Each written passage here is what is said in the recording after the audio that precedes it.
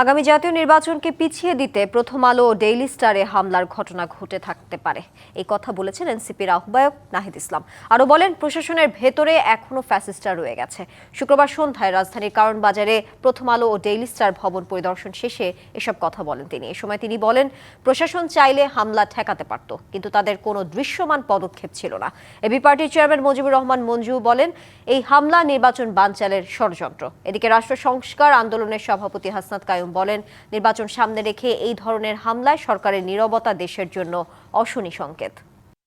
যে এক ধরনের, আমি যেটাকে বলি যে সক্রিয়ভাবে নিষ্ক্রিয় থাকা, পরিকল্পিতভাবে নিষ্ক্রিয় থাকা এবং এগুলো ঘটতে দেওয়া, এইটা খুব অশনি সংকেত বাংলাদেশের জন্য। শাহবাগ কেন্দ্রিক এই বিক্ষোভের বাইরে বিচ্ছিন্ন কিছু গোষ্ঠী বা বিচ্ছিন্ন কিছু ব্যক্তি নেতৃত্বে মানুষ এসে এই দুর্ঘটনাটা ঘটিয়েছে। এইটা সরকারের যেই নিষ্ক্রিয়তা আমরা দেখতে পেয়েছি, এটা সরকারের একটা অংশের সংশ্লিষ্টতা ছাড়া, তাদের পরিকল্পনা ছাড়া এটা সম্ভব হতো না।